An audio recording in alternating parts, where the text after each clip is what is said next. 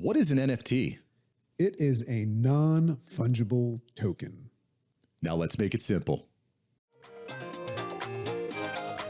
NFTs are changing the world, and change can feel complicated and scary. But listen, you don't need a computer science degree. You don't need to learn how to code. You just need practical skills to win. If you are here, you are in the 1% of humans that are preparing for this major cultural shift. We're going to keep it fun. We're going to keep it light. We're going to make it practical. Welcome to NFTs Made Simple. Just a reminder, we're not financial advisors. This is not financial advice, and you should do your own research. Hey, let's get into it. So let's define what an NFT actually is. An NFT, or non-fungible token, is a unique asset that cannot be replaced with something else and is verified and stored using blockchain technology. And an NFT can include everything from music to a website domain to a piece of digital artwork. So that's the textbook definition here from CNBC. But Dragon, let's kind of unpack that. There's a lot of weird definitions here. Let's unpack this. Yeah, this is a big step, and I don't know how people just heard that, but I read that too, because in the shadows, I was trying to learn what this stuff was. I was trying to arm myself and equip myself with knowledge. And what I noticed, and this is another reason why I think this podcast is important, Mark, is if you just go look up a generalized definition of something, I don't know if they understand that they're giving us generalized definitions using words that we don't know. So you start to see some of this crypto language pop up, like I heard blockchain and centralized and all that. So I just want everybody to know that this episode is tailor-made to make you understand the basic premise of what an NFT is. And then all of those other words that you heard, like the fact that an NFT lives on the blockchain. It's super important, but you're going to have a 3rd-degree black belt in blockchain one day. So don't worry about that right now. So I think an easy way to explain to somebody that's just hearing about it and just finally getting brave enough, because this is a podcast and you can do it in private, and tell your friends. You're going to tell your friends after this, like, you want to know what an NFT is, man? Don't read that definition though. So what it stands for is non-fungible token. So what's important is, let's look at what fungible means. Fungible is something that it's not rare. Like, it says fungible goods are items that are interchangeable because they are identical to each other for practical purposes. So like a dollar bill, for example. Like a dollar bill. Like I could give Mark $1 and he'd have no trouble giving me $1 back. So fungible. Hey, while you're in the mood, by the way, I'll take $20. Yeah, that's right. While you're giving 20. So that's the world. We live very much in a fungible world. Now, Mark would not say that his wife is fungible, right? Because he would have to say that she's rare and unique and one of a kind, because she is. Hopefully she's listening to this. Absolutely. That'll be $20. So my point is that if you know what fungible means, you know what non-fungible is. Now, there's this T word, the token, but non-fungible means it's rare. It's something that is unique. Now, Mark gave a great example in a conversation we were having before about something that everybody will understand is non-fungible. It's just the T word, the token. So a non-fungible token is what we're talking about on this show. But Mark, why don't you give an example? Because this played a big part of you growing up, of just like things like trading cards and things like this that you noticed. Yeah. There's all sorts of things that people collect, everything from art. And, I just want to say, we were talking about this as well. There's a reason why the original Starry Night that Van Gogh painted sells for $100 million. And there's a reason why you can go to an art exhibit and buy a poster for $10, right? It's because that is replaceable. You can print a million prints, right? It's fungible, it's replicable. Whereas the original painting is unique, it's different, it's one of a kind, just like my beautiful wife, by the way. Love you. So really important. And I think that one of the other things that's important to recognize about NFTs is they're basically living in a digital world. They're living in this digital world on a blockchain, which, by the way, in our next episode, we're going to go deep on blockchain to give you a better understanding of what that means. The other thing I think that's important here as well, Dragon, is that the way you actually buy these NFTs, these non-fungible tokens, is with cryptocurrency. And I think that's important too. You don't just go to a grocery store and buy an NFT. You're going to be purchasing these, at least in the current phase, with a cryptocurrency of some sort, right? So, Bitcoin is, I think, a good example of a cryptocurrency. And again, we'll get into more about what cryptocurrency is in 2 episodes. But a cryptocurrency is essentially a digital form of money, digital form of cash, right? And so I guess the thing that I think a lot of people have trouble with, Dragon, when it comes to NFTs is they say, why the heck would I want to be using my hard-earned digital currency to buy a digital piece of art? Like, it's not real. I hear this all the time. It's not real. Whereas if I bought a Van Gogh, I can put it on my wall. That's real. Yeah. Right. So I think that's a common kind of misconception. I was talking to someone at my office the other day and they said, why would I buy a JPEG? I can just right click and copy and paste the JPEG. You know what I mean? But I think that the key thing here, you may agree or disagree, is that as we move farther and farther into this digital world, as the digital world becomes more a part of our regular lives, these digital assets are going to become more important, right? Yeah. And, I think just to really, really make it simple, we've been looking at non-fungible assets being traded for quite some time. I remember when I was a kid, I was into collecting comic books and trading cards and all that stuff. And, I don't know if I was really conscious of it, but, for whatever reason, I just remember if I had a comic book and it was considered rare, and what makes it rare, it's that there aren't many around. But what brought value to it is that there weren't that many around, but also it was something that I really liked. Like, let's say I had Superman or something like that, or a Michael Jordan card. So naturally, Michael Jordan's the GOAT in basketball. So, if I had a rare rookie card of Michael Jordan and then Michael Jordan became who he was, or Superman became what it was, that's what made it valuable. And as it got valuable, the scarcity and the rarity of the amount that were out there brought the value up. So that was natural. And you're seeing that play out today in non-digital world, like with Pokemon cards. You're seeing adults now trade Pokemon cards and purchase a card for like $100,000. You say, what the hell is that? You might look at that and say that's child's play. But when you have that Charizard card, because of its rarity and its value, you now have an asset that is worth what you paid for, and probably, like real estate, it'll accrue more interest down the road. So that's I have actually a quick story about this exact example, Pokemon cards, right? Because you can't just take your old Pokemon collection. I have a friend who has like a Series 1 collection of all these Pokemon cards, right?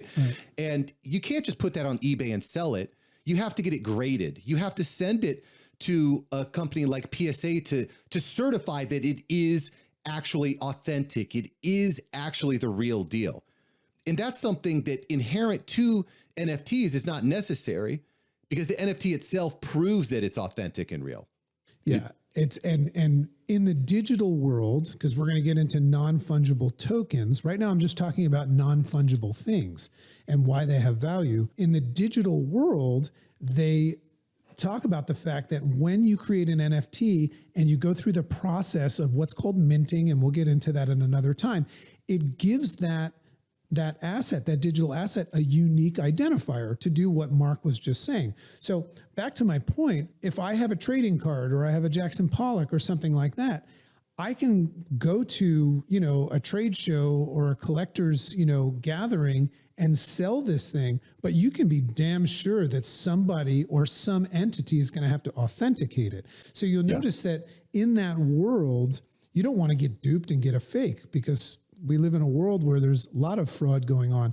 So they have their own way in playing cards or Beanie Babies or whatever of finding out that they're authentic. Another way of looking at that is you could take a diamond, it could be a real diamond or a fugazi, and you could take it into an expert or a sommelier looking at wine. And everybody has different ways of seeing that if it's authentic. And then if they say, yes, this is authentic, then you go into its rarity and its uniqueness. So I think that's a world that everybody's comfortable with. So if you embrace that, then you'll understand what an NFT is. All you have to do is take that knowledge of a Michael Jordan card. You now understand how you could trade it, you could sell it, you could buy it, you could accrue interest and sell it again. So just take those things and just imagine if things like that existed in a digital world. Now, we see the digital world coming. We've been talking about this in previous episodes, cryptocurrency, NFTs, the blockchain. You're seeing Web3, all the metaverse. We're now starting to live and interact in a digital world. Our kids have been doing it for a while. So what's going to happen is there's going to be financial transactions and buying and selling of what we call digital assets in there. So an NFT, a non-fungible token, is going to be something of a token is actually, real simply put, a tradable asset. So if a non-fungible tradable asset, a non-fungible token exists, it's just like what you're used to. It's just existing in a different world. And here's what's cooler about an NFT than all of that stuff. I just watched a show the other day, Mark. I think it was called, if you've never watched this, I think it's on Netflix, called Sour Grapes. You ever heard of it? I have not. So is a show about this guy, this Asian guy who everybody knew in the wine industry. And he was going to Christie's and all these auctions and selling thousands of dollars of wine. And everybody knew him and they were drinking his wine and everybody loved it until years later, one of the wine manufacturers opened up a Christie's album and saw this guy auctioning off a bottle of wine from a year that he never made that wine. And years of this guy convinced the top, most knowledgeable people in the wine industry he was rebottling shit wine. So the potential of that, or a fake Pokemon card, or whatever, all of that stuff, it doesn't exist in the digital world. And as you learn more and more, here's where the real value of NFTs are. There's a way of authenticating a digital asset in that world that cannot be messed with. And that's a digital identification stamp. And that's going to be taught later in the minting process. So real simple, I think that's how I came to the conclusion of what an NFT was, Mark. And that's what got me interested in saying, well, do I need an NFT? Should I buy one? Should I, what's going on? Is this going to be the new way of us trading currency? Am I going to have a bank account one day, or am I just going to own a picture of an ape? Well, yeah. So you bring up a really good point, Dragon, which is that transparency. Because right now, if someone takes a picture in front of a Lamborghini or something, there's really no way of knowing if it's their Lamborghini or not. But as we move into this decentralized, fully transparent world, you'll be able to go to their digital wallet, as it were, which we'll be talking about in a future episode. But you'll be able to go and see, do they actually own this particular item? And again, as you've established, as the world becomes more digital, these digital items are going to become more and more important. Hey, what's up? Mark here. Just want to take you on a quick break with a resource I think is really going to help you. Some of the concepts that we're covering in the show sound really complicated and really technical. But listen, you don't need to code. You don't need to get a master's degree in computer science. All you need to do is have the right resources. We're going to make it simple. We're going to make it easy. I've got a link below. Go to www.nftsmadesimple.com. That's nftsmadesimple.com. You're going to get a free cheat sheet there. It's 100% free. What are you waiting for? Go get the cheat sheet. We're going to break down some of the key definitions in ways that are really practical and really simple. Go to nftsmadesimple.com right now to get your free cheat sheet. That's nftsmadesimple.com. All right, let's get back into the show. So I want to talk real briefly about what some of these uses are, because you still might be saying, why do I actually care? So I think that there's five core concepts you need to understand, or 5 core practical uses, one of which is smart contracts. The second of which is the collectability, which we've talked about. The third is community. The fourth is investments, which we've kind of touched on. And then the fifth is that status symbol. It's that flex. It's that Lamborghini that you can show off, right? Before we move on to the next episode about blockchain, though, I really think it's important that we talk about smart contracts, because again, I'm a really practical guy. I'm not the kind of guy that goes out. I mean, I probably say this, but we all do it. I'm not the kind of guy that buys things just to impress other people. At least I try not to, but we're all human. Status is really important. I really love utility. I'm a big fan of utility. And one of the cool things that happens with smart contracts is if you have the NFT, it actually acts as a contract. So you can actually purchase a home title, and that could be an NFT. And everyone will recognize that you actually own that home. You own that piece of property because you own the NFT, right? Are there any other smart contract ideas that get you excited, Dragon? Well, I mean, what's interesting is if we really boil it down to the simplistic form, and is first of all, you're going to say, what does a smart contract have to do with me understanding what is an NFT? That's really important. And it's a lot more simple than you think if you don't overcomplicate it. So now that you kind of know what an NFT is, if you're creating a digital asset that's going to be something that you can sell and potentially make more money down the road, there's got to be some sort of predetermined contract or agreement between you and where you're putting it to sell. Because, there's platforms out there to sell your NFTs, and we're going to go down that rabbit hole and you're going to learn all about that. But they get a cut. Everybody gets a cut of things. So a smart contract, real simple, is an agreement that's created between the potential. Now, remember, you might start off with NFTs just by buying one or owning one and then reselling it. There's real inexpensive, fun ways of doing that. But there's a creator, there's an artist that designed the NFT. There's a developer that makes the code for the NFT. There's the person that might invest in paying for all that stuff and then putting it into the blockchain, as you've been hearing about. So there's a lot of people, and then there's the platform that gets a cut. So a smart contract is an agreement between all of those people as to what happens when somebody buys it. When somebody buys that asset, because this is a lot more powerful than selling a Michael Jordan card. Because when you sell a Michael Jordan card, after you sell it for whatever amount of money, that's it. You're done. Well, because there's the utility, right? Like I can buy an NFT and that actually gets me access to backstage at a concert. Like we're already seeing that happen. Snoop Dogg has a virtual home in a virtual world where if you own the NFT, you can go visit him. You can go hang out with Snoop Dogg in this digital world, right? So like you said, the smart contract gives all sorts of different benefits that you as the NFT holder can achieve. Gary Vaynerchuk has a series of NFTs. If you own a VFriend NFT, you can go to the next 3 years of VCon. You can go to a conference because you own this NFT. So that's one of the things that gets me excited is the utility. And then I think the last thing that I think is really interesting is avatars and skins in video games and in virtual worlds. Like you said, I think in this episode, even, your kid wants to buy some sort of special shield or special gun in this game or something. That's an NFT, which you can purchase and it maybe even transfer to other games or other experiences. So there's just so many applications. And I actually read this from online that an NFT is a Swiss Army knife of digital verification and transparency. And I think that that's a really cool thing that we're going to be exploring in this show. Yeah. Is what are all these different uses for NFTs? I'm just excited. I'm curious.